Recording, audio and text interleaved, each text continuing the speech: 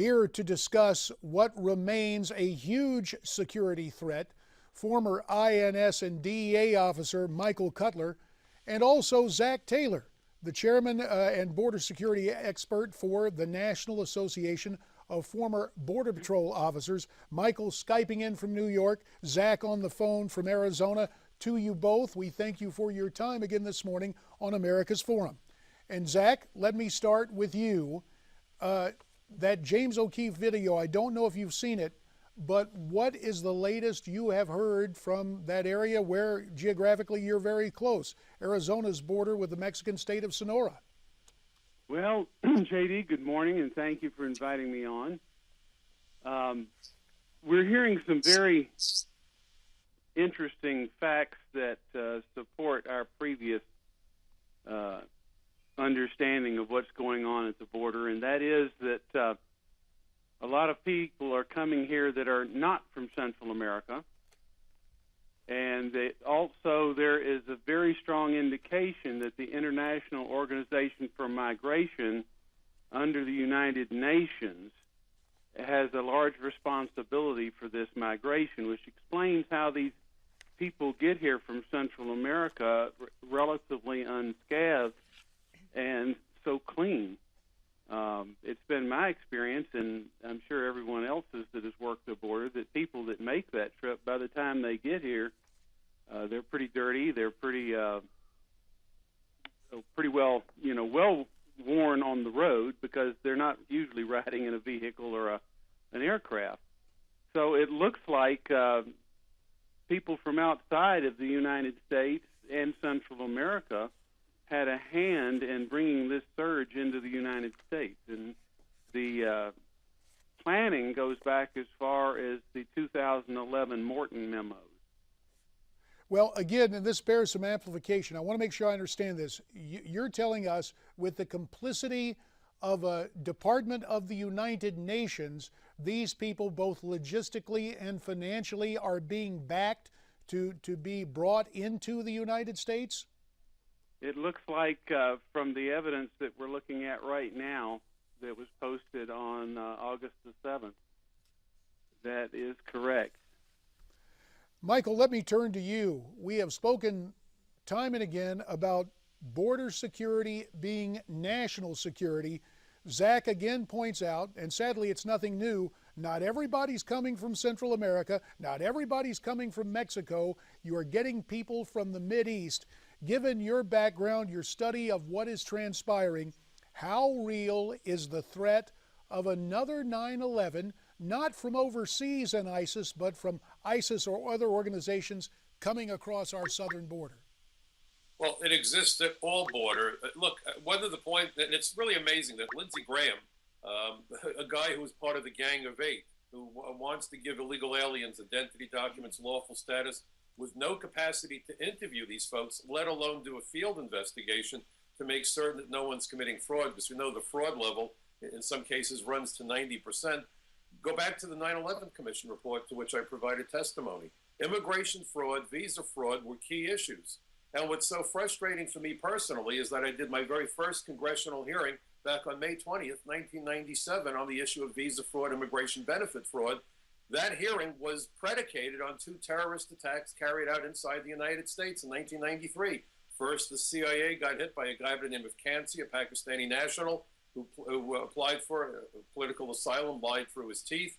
The next month, the participants in the Trade Center bombing that killed 6, injured over 1,000, and inflicted $500 million in damage to that complex, all committed visa fraud and or immigration fraud, including Ramzi Youssef, who got political asylum.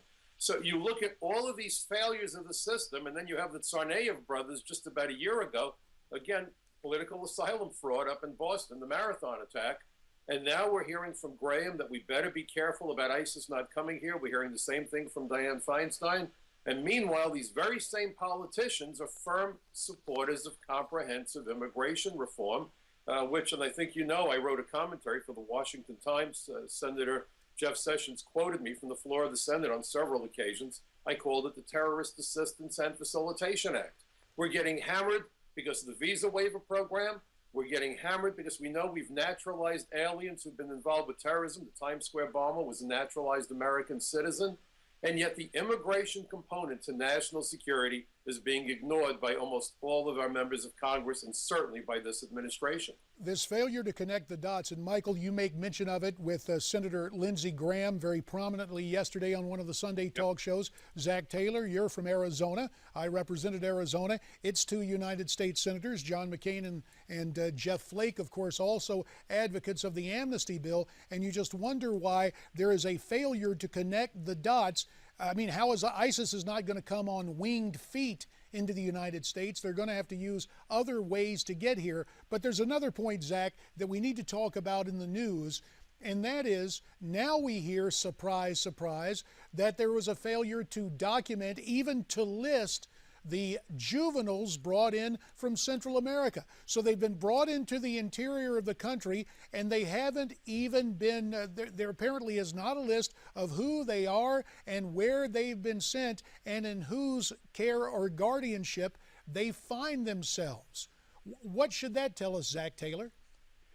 Well, we've known for a long time that the Department of Homeland Security is not very forthcoming with their information, especially when it comes to failures of the system. For instance, these reported somewhere around 40,000 illegal aliens that were reported as apprehended by the Border Patrol are not showing up further in the system as if they never existed. Well, people just don't disappear by accident, and it's not a keystroke on a computer screen. They were made to disappear. Now, why? That's the course that we need to follow. What happened, why, and who is the cause of this?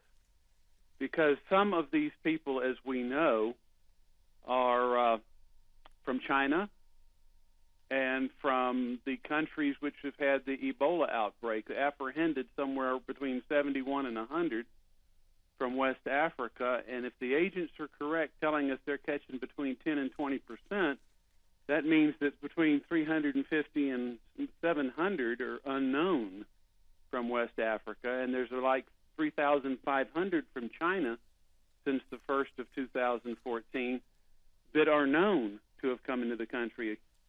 So where's the other 3,500? I mean, the other 30,000 or however many there are. We don't know what is here, and we need to get busy finding out because they're scattered throughout the 50 states, and we need to be concerned about their presence here. Only about a minute and a half remains. Zack, I want to stick with you as spokesman for the National Association of Former Border Patrol Agents. Last week in Texas, we had the Border Patrol agent who was off duty, Javier Vega, killed by two illegals trying to rob him and his family at gunpoint. Zack, do you expect more of these cases in the immediate future? Well, certainly there is a relationship between violent crime and illegal aliens. We're looking right now at 86% of the warrants in Albuquerque, New Mexico are for illegal aliens. In Phoenix, Arizona, 83% of the warrants for murder are for illegal aliens. 40% of all inmates in Arizona detention centers are Mexican nationals. 48.2% of all inmates in New Mexico detention are Mexican nationals. Very sobering statistics, And if we knew the truth Zack, about what's going on in the rest of the country, I'm sure the numbers would be just as shocking. 45 seconds. Last word to you, Michael. ISIS saying the flag of Allah will be raised over the White House. What do we get people to do to wake up to know this is an international threat threatening our nation directly? Well, again, you know, our borders, our immigration laws, and the borders, of course, exist in all 50 states. Any state that has an international airport, access to our coastline, or lies on the northern or southern borders, our border states, those borders are our first and last line of defense against terrorists, and we better take it seriously. We know that we are in the sights of Al-Qaeda. That's where we will have to end it on that sobering note. Gentlemen, we thank you for your time. More straight ahead on America's Forum.